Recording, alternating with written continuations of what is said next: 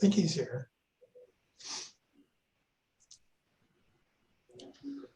Well, it is 2 o'clock, and so if you can turn on your camera, I know some of you can't, but if you can turn on your camera, that would be great. I'd love to see people I'm talking to. Not that I would ever get bored looking at you, Becky, but I'd like to see everybody in there. So if you can, that'd be great. And then, so today I'm going to go over condominiums and doing sales of condominiums. And so I hope to answer any questions along the way also. Sometimes I end up answering your question before you ask it, but hang tight with me and see what we can do here. So first of all, I wanted to start out this session by mentioning that one of the questions that I frequently get as the designated broker is a townhouse residential or condominium? And I always say, well, it depends on if it's registered as a condominium or not, because if it's not, it's probably residential. Because townhouse is simply an architectural style. That's all it is. It's an architectural style. It doesn't have anything to do with whether it's a condominium or not. And so how do you know if something is a condominium?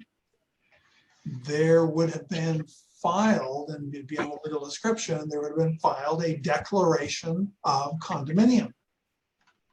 That's what creates it as a condominium. So you always want to see if there was recorded a declaration of condominium. Now, is it possible that if you're a buyer's agent, that a listing agent from another office could have listed the property as a condominium and that it's not? Yeah, that's very possible. So your due diligence as the agent representing the buyer would be to pull that legal description and find out if there is a declaration of condominium and what that recording number is for that declaration of condominium, right? So that's always the first step whenever we're dealing with a condominium, whether we're listing it or we're representing a buyer for one. We always want to make sure that we have that declaration of condominium and have the number and all that stuff, because you'll need that for the form, as we'll see in a minute.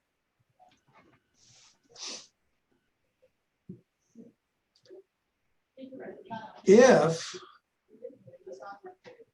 so we have a Condominium Act here in the state of Washington, and there's one in Idaho too, but Idaho doesn't deal with resale certificates the way we do, so they don't require them for the most part. But here in Washington, it is required under the law that a seller deliver a resale certificate to the buyer.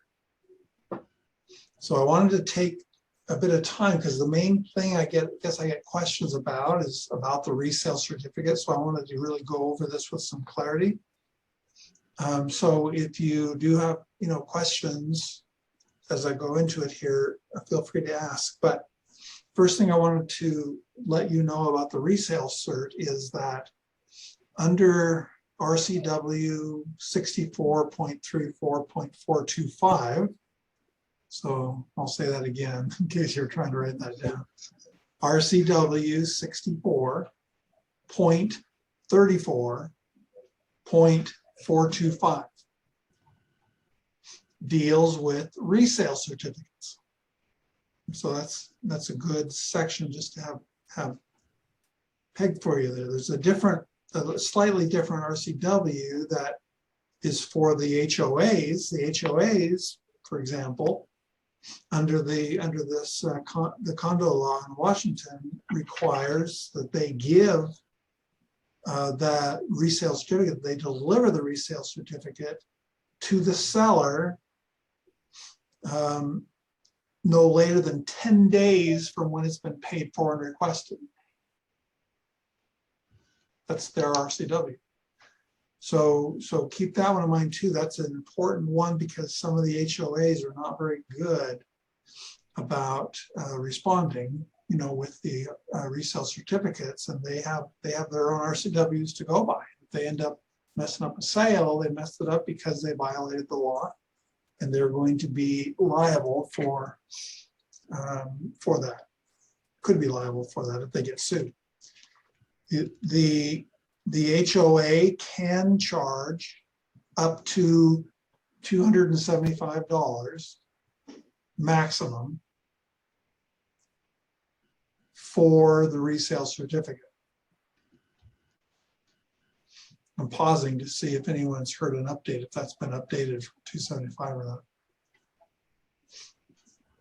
But the law, as I looked at it, said $275 maximum is what an HOA can charge for that resale certificate. We have a Form 27, right, in the Northwest MLS that says resale certificate, and it causes a lot of confusion for agents because they're thinking, oh, why would I order something, for $275 when it can just get filled out, right? No. That's the Form 27 is for those really backward associations that just really don't have anything. Most of the HOAs for the condos are going to have a printed out, resale certificate that's formal, and these resale certificates have to be no older than 45 days. And for that reason, you don't ever want to order the resale certificate when you're listing the condo, because by the time it sells and closes, it's already going to be expired. And you have to order a new one, pay another $275 for your seller does anyway, right? So I just wanted to make sure you are aware of that. Also, that again, when you're listing a condo, you do not want to order the resale or have the seller order the resale certificate right away, because it's going to expire in 45 days.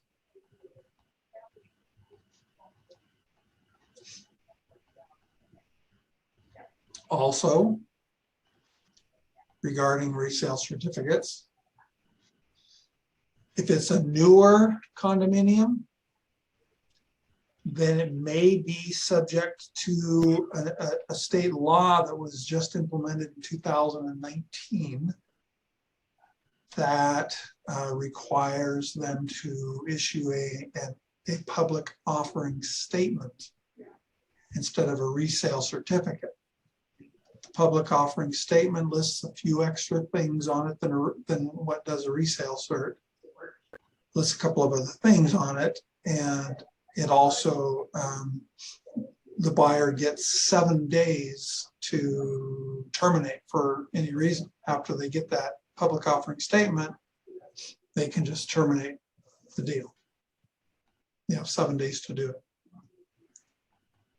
So on the condo purchase and sale agreement form, which is Form 28, that is number 16 on the first page. So number 16 is for either a public offering statement or a resale certificate.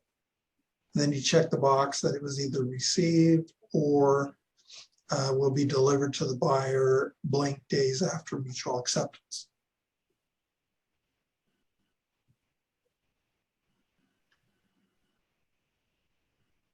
And again, whether or not the public offering statement is going to be required or not,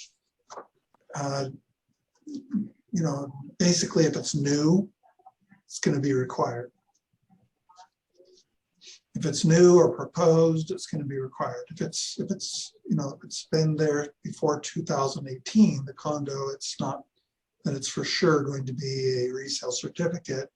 And many of them are going to be resale certificates unless the HOA specifically requested to be included in that law requiring the public offering statement, which I don't think many of them are going to do. I think they're probably going to deal with the resale certificates. So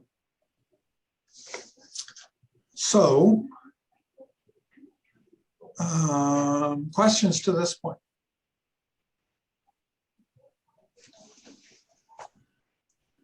Okay, so the seller then should be able to get that resale certificate within 10 days of paying for it and requesting it, right?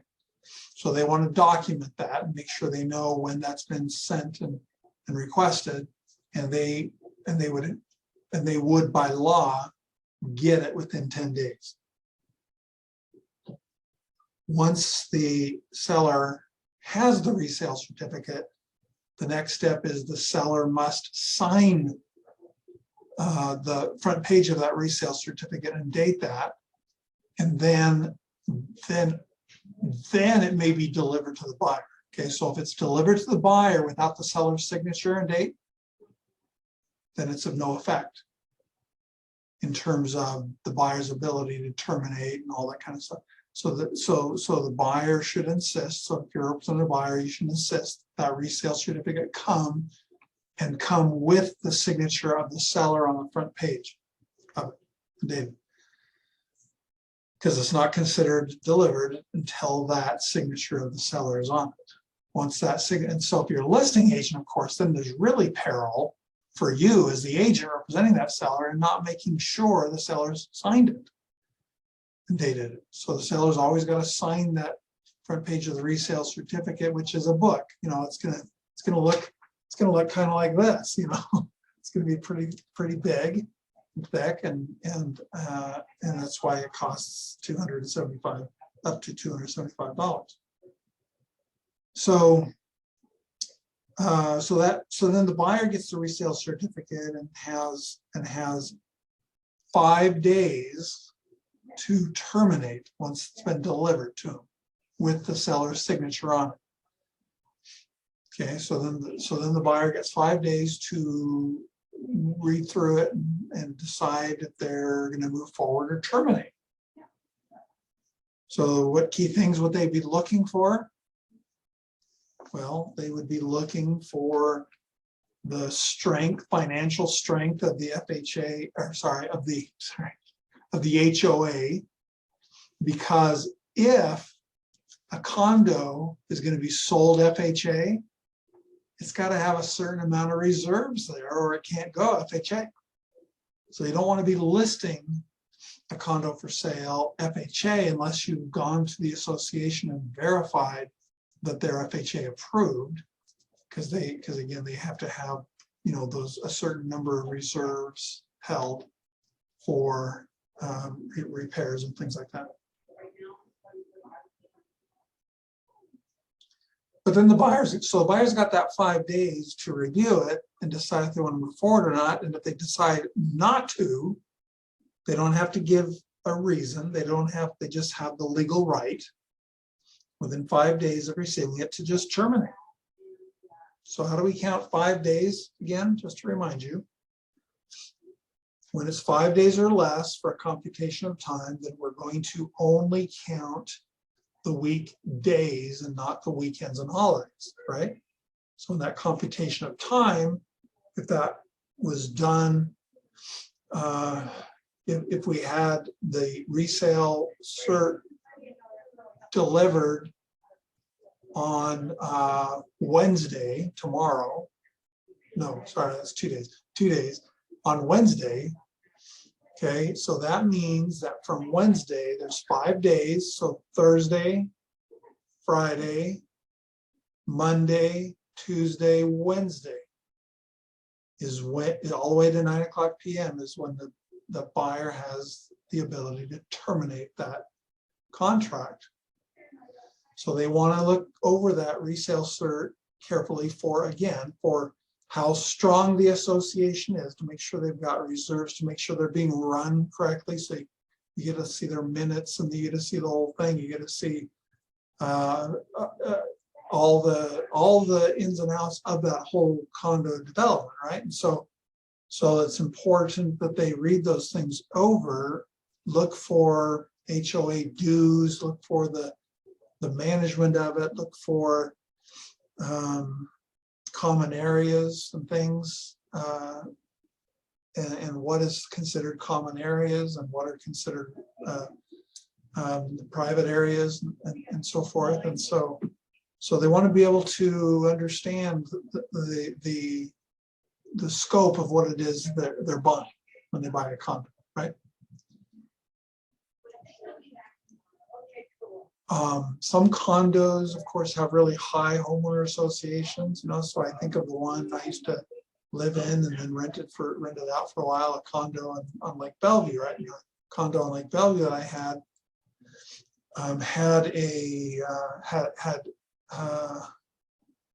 a deck off the back of it, a couple decks, 3 decks off the back of it facing the lake, right? And so those decks were considered not common areas. They were considered my private, and I had to make repairs and I had to take care of my decks off the back of it. But on the front of it was the stairway coming up from the parking lot and coming up into my unit, and the stairway and the front porch were considered common areas where anyone could go, and it was shared ownership by the condominium. So if something was wrong with it, they would go out and make those repairs. One of the common things I do see happen is when one of our purchasers is doing a Form 35 inspection of contingency, and in their contingency they find problems. And the seller gets upset and says, well, I'm not going to fix anything because that's the association's responsibility. And then we get into the association saying, no, it's not our responsibility. It's your responsibility to the seller, and it's not getting anything done. And so those are difficult issues to work with, but you're going to have to work with the association to see what they will repair, what they believe is their responsibility.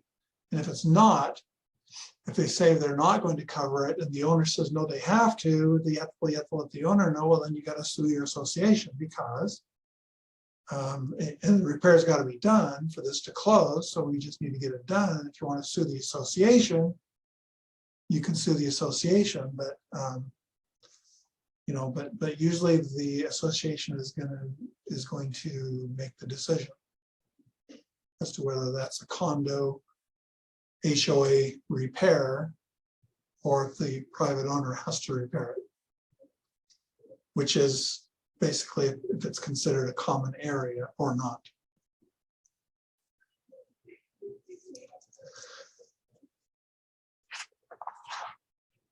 And sometimes, you know, the walls are considered common areas, and sometimes there's water dripping down a wall somewhere from up above, right, in the condominium. And so, so who repairs that? Walls are considered common areas. So usually the HOA will go and repair it, but they will charge the unit that caused it if they caused it. See, so if it was something that was privately owned property, separate property, and that caused it, then that resident will be charged for that cost. Just had bad memory sets, so I had a condo at Lake Chelan too, and I got hit with a couple of bills on that one because I had the air conditioning system that kept having problems, and it was leaking, and it leaked down into the condo below me. And I had to pay, so I had to pay for the damages that it cost, because it was my unit, that my private property, that was causing the issue. Twice I had to do that. Other than that, Lake Chelan was good memories. So if the buyer wants to terminate after having got it and read over it and they're within their 5 days, then they're going to use Form 90R. 90R is the termination form for terminating the contract based on the resale certificate. And as long as you're within, so I just want to remind you, it's always the first thing you've got to do before earnest money disputes or anything else. You've got to make sure, if you're the buyer's agent, you're terminating the contract. Okay, so it's not even tied in with earnest money at this point. You just want to make sure that termination notice gets sent off. And so, so as long as you're within the 5 days, that's done. Now you can go after the earnest money.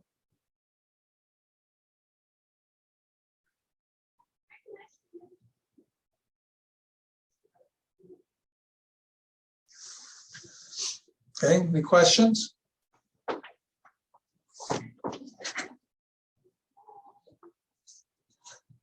Okay, so let's look at the Form 28.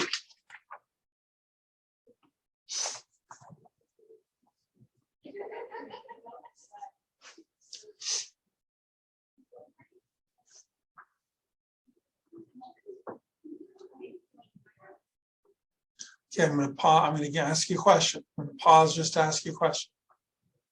And everyone has to answer yes or no out loud. Is a townhouse a condominium or a residential? Residential. Residential. Yeah, it's residential.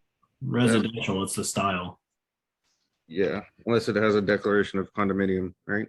There you go, Devontae nailed it right there. Yeah, I threw you off by saying you have to say yes or no early. Was it? Yeah, I'm like, That's what I was like. Conditional. Yeah, Yeah, it's conditional. Yeah. it's a conditional answer. So yes, it's just an architectural style. And then if it's got a declaration of condominium recorded, then you're going to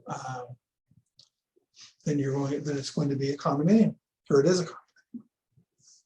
But if there's no declaration of condominium, then it's residential. Doesn't matter how much they yell and say the owner and the listing agent say, no, it's condominium. Okay, well, show me the declaration of condominium. And if they can, then it's a condominium, but probably they can't. Okay, so on page 1 of Form 28, I want you to know that throughout this Form 28, there's not a whole lot of differences between Form 28 and Form 21. So don't be intimidated by it. Don't be fearful about it or anything else. There's just a couple of things that are different. I want to touch on those. So on number 4, which is for the property legal description, you're going to put in, you'll note that on the Form 21, it says legal description attached as Exhibit A, right? On Form 28, it doesn't have that.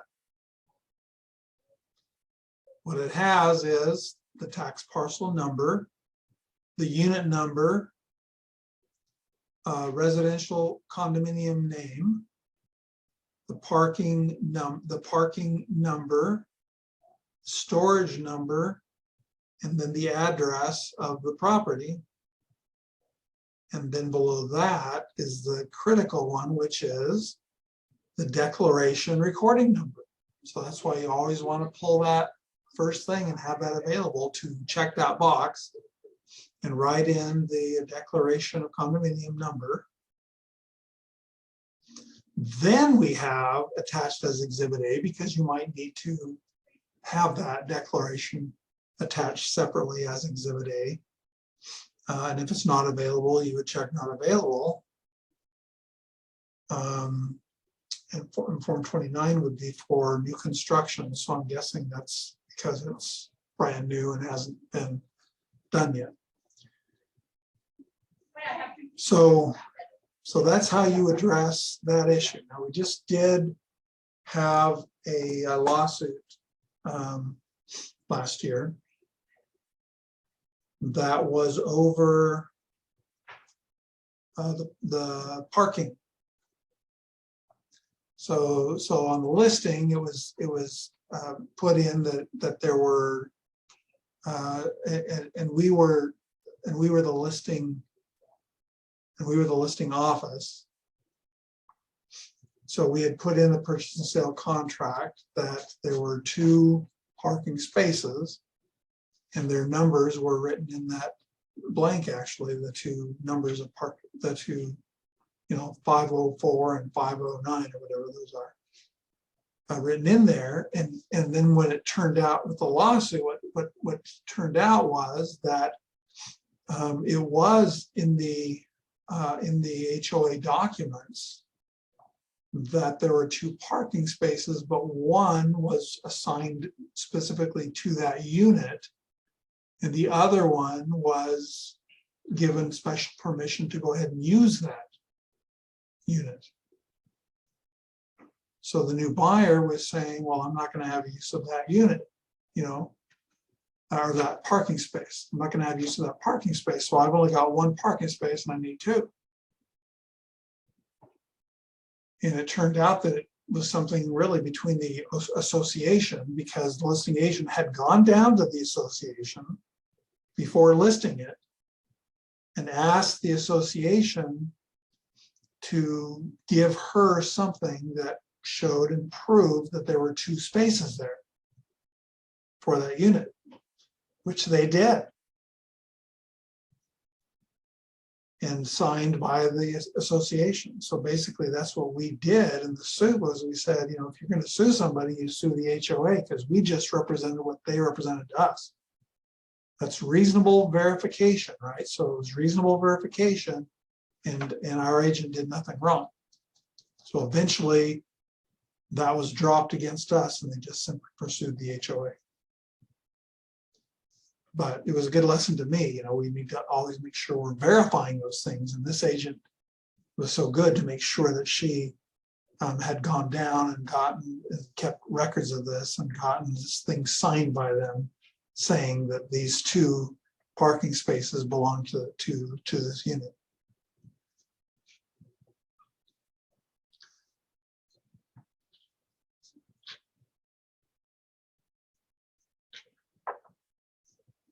Then you can skip all the way down to item 13, because everything else is the same as in Form 21. And on item 13, this gets really confusing for people all the time. So we got to differentiate here, because 13 is for charges and assessments. We're talking about special levied assessments that were levied before closing but aren't due until after closing. So those would be things like re-roofing buildings, repaving parking lots. If there's just water there and they have docks like we used to have over at the Lake Bellevue. One time I got a $10,000 assessment. It's like, oh yeah, let me pull that out of my pocket here, you know, I'm being a smart aleck and stuff, but with them, but they said, oh no, we're assessing it now, but it's not going to be due until whatever. So when I did sell it, it did fall in that category because it had been assessed, but it wasn't due until later, you know. And so we did have to identify who was going to pay for it. Me, of course, I paid for it, or the buyer. And so, when we're talking about those special assessments, that's what we're talking about. Don't get it confused with the monthly dues, which they call assessments. That's why it's so confusing. The monthly assessment is something totally different. We don't want to confuse those. So when you're the owner of a condo, you get to pay your monthly dues. What I was paying was almost $500 a month at that Lake Bellevue place. And then the other that was my monthly assessment. And then that $10,000 came separately, totally separate from that special assessment.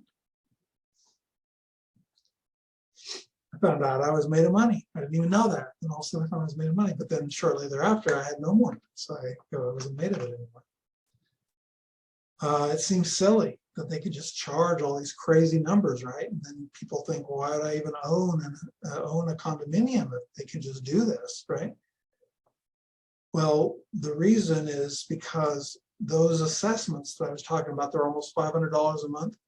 We had a guy that used to walk around the condominium all day, sweeping the porches, sweeping the everything, repair. If there's something where paint was peeling, he was right over there, you know, paint. I mean, he just spent his whole day walking around doing that. And he would blow the leaves off the parking lot and all, all the stuff. And he did all that. And I thought, it's like I have my own personal servant here, that just does everything for me. I don't have to do anything. I just come and go as I please, and everything's really nice.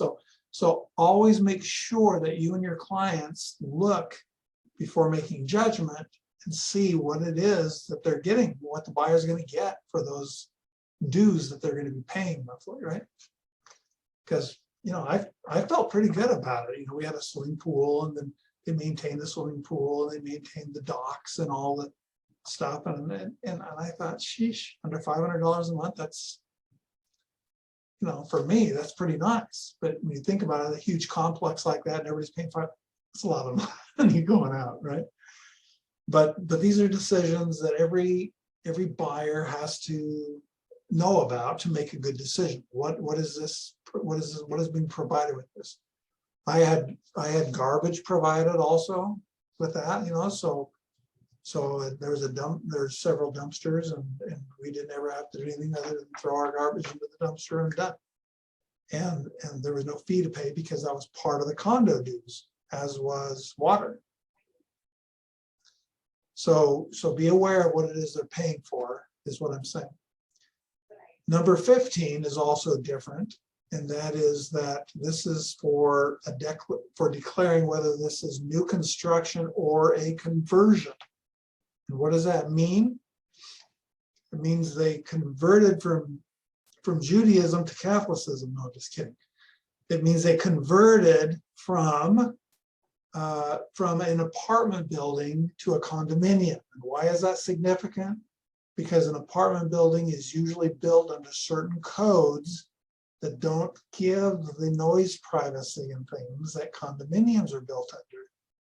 And so it's really important for your condo buyer to know whether it was a conversion or new construction, because it was newly constructed as a condominium. Because it was constructed as a condominium, it was probably built with the all the things that were needed to give it silence and all that kind of stuff. So that that's important to buyers as they're getting these, because if it's a conversion, wow, that was an apartment building and that was converted into condominiums, so it's probably going to have not have the noise buffers and things that condos are built with. And then number 16 is for and I want you to also go to the last page of this Form 28, which is page 6, and be looking at items Y, Z, and AA, AA. So these are the differences between the Form 21 and the Form 28. So this one says that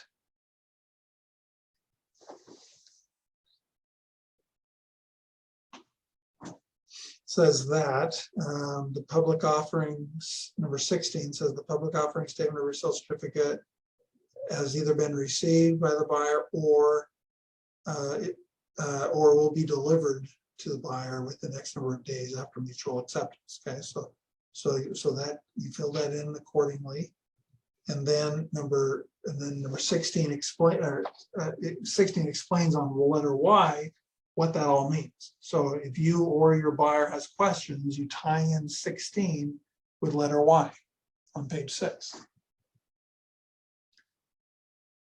Then number 17 is for the condominium assessment. And this is the one that is the monthly dues. So I wish they would change it, the word from assessment to dues or something, because this is what always gets confused with number 13 there, which is for special assessments. And this is the regular monthly assessment. And on this one, you put in the monthly amount of the monthly assessment, which would be on the resale certificate also, right? Make sure they match. And then besides that just showing that that's the monthly assessment, your buyer is also going to have to indicate the amount of the deposit they're going to have to pay to the HOA. And so that's usually, 1 month's worth of assessment or 2 months worth of assessment. I think the worst I've seen is 3 months for it.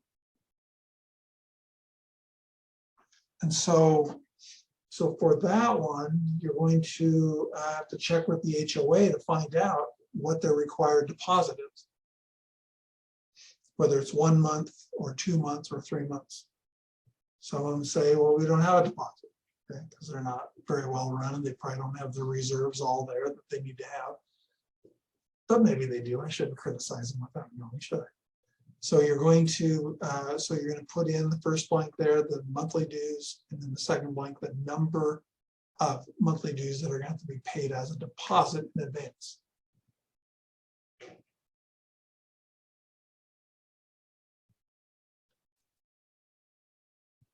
So speaking of that Lake Bellevue condo I had, when I bought it, I thought I was being really slick, and I put in that the seller was going to be required to pay a deposit for me of 2 years worth of dues.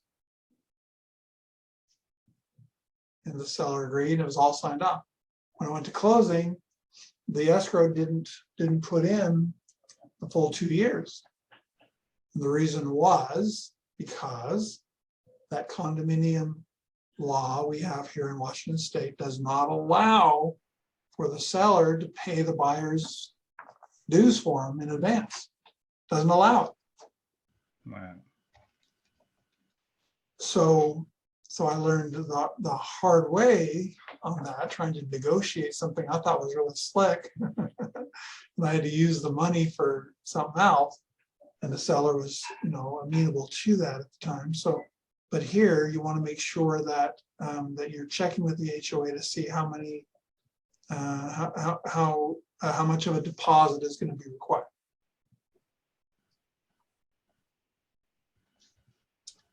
Okay, and then you have also on page 6, you have the resale certificate Z information.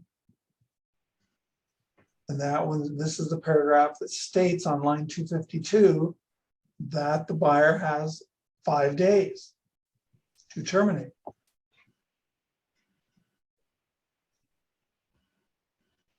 Okay. So we have a little bit of a combination of both contract law issues and Washington state law issues. They don't contradict each other, because when they did the forms to meet the requirements of state law. And so if there is an issue going on and your client wants to sue, is it going to be under contract law breach, or is it going to be under state law violations, or maybe both? And it lists the RCW on line 250, which is RCW 64.34, which is for the public offering statements, I believe. That's the one. And if it doesn't fit that, then the buyer is going to get a resale certificate. And then according to the timeline given on paragraph 16, and then they have, upon getting it, always make sure the seller signed it, because they have 5 days from getting the seller signed resale certificate in which to terminate. And as long as they send that notice, the Form 90R, notice to terminate, within those 5 days, then it's over, and the buyer gets their earnest money returned to them. So again, if the seller doesn't sign whatever they have to sign with escrow for your buyer to get their earnest money back, then that seller is putting themselves in peril, because now they're in breach of contract, because it said it right here, and they're in breach of contract. And now per paragraph O, oh, sorry, P, per paragraph P still, same as with the residential, the buyer can now sue the seller for damages, financial damages in the interpleader dispute, and pay for all their court costs and require all their court costs to be paid for them.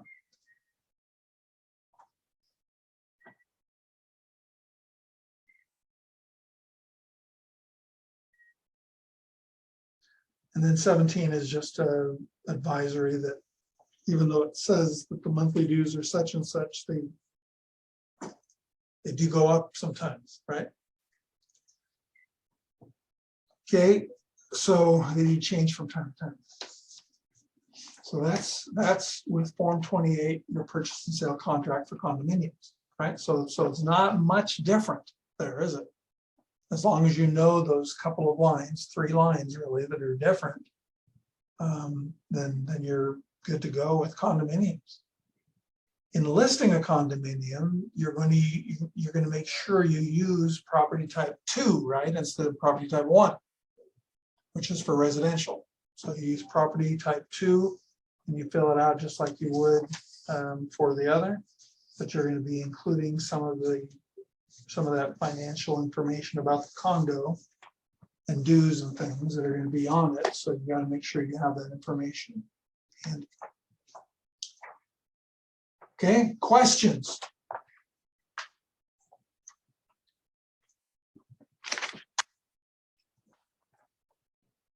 I had one, sorry, one sec, let me just look at the form here.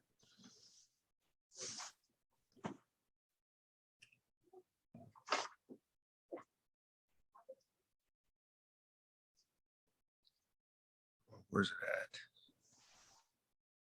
at? Okay, yeah, here, so charges and assessments levied before but due after closing. So those assessments aren't, you, just to clarify, those aren't the same as the monthly assessments, right? Correct. Okay, okay, Correct.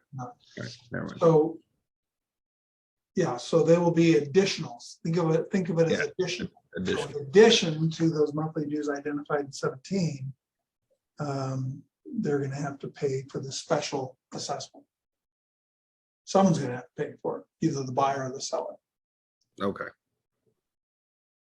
And again, I do want to remind you that that Form 27 that looks like that is for the resale certificate. It says condominium resale certificate. That's if the HOA can't produce, a formal resale certificate, which is like book sized. It's big. And if they can't do it, then what they have to use, if they're a rinky-dink run condominium, they're gonna have to use Form 27 and just go through and fill it out and sign it. okay, Form 27 is the rinky-dink version of the Right. of the real one. Okay. Right. Why is it so much shorter, I guess, in the book? Is it missing like key things? Or is it Well, it addresses, it's the opposite of that. It addresses the key things that are necessary to be addressed. But the normal resale certificate is going to include a lot more of things that aren't necessarily required, but are going to be important for the buyer to know. gotcha? So it's Okay. going to be better formed. It's going to be better formed to get it issued by the HOA than to use a Form 27. And then if somehow you do have to default, or not default, but get Form 27 because you didn't get it requested from the HOA, are you able to do it afterwards? So then if they're like, oh, we would like the thicker book with more information, even though we were to use Form 27? Well, And I know that's kind of a backwards way of doing it, right? But the law requires that the HOA gives one or the other within 10 days. yeah, okay.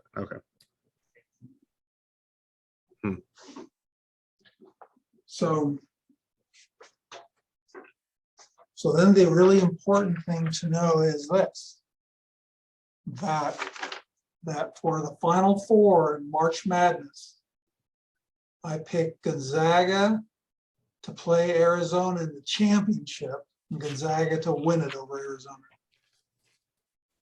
And if you missed it, Arizona just barely beat TCU last night, Texas Christian University. It's one of the best basketball games I've ever seen in my life. Such a great game. So go Zags. But you have Gonzaga versus Arizona in the finals. Yep. The other two that I got in there are Purdue and Auburn, which Auburn lost. Oh, okay. That's yesterday. right. That's right. So Yeah, just curious. I got 3 of the 4. So I got Purdue coming out ahead of North Carolina, beating North Carolina. All right. Looks like we'll get an update on your forms class on Wednesday. Oh, but Purdue, I'm jumping the gun. Purdue has to beat St. Pete's, which is the Cinderella team this year, right? St. Peter's, Yeah. which is really cool. Wow. Okay. Thank you for being here. And I hope that's been helpful for you. Information about condos. And if you have issues from there, feel free to call me. Excuse me, John, where can I go? Is there a place to go back to see old videos? Yes, Goldie is the one who's the keeper of the videos. Okay. I'm not sure where she's keeping them, but check with Goldie and she'll give you the link to those. Okay, thanks a lot. Appreciate it. You bet. Okay. Have a great day. You too. Thank Thank you. you. Thank you.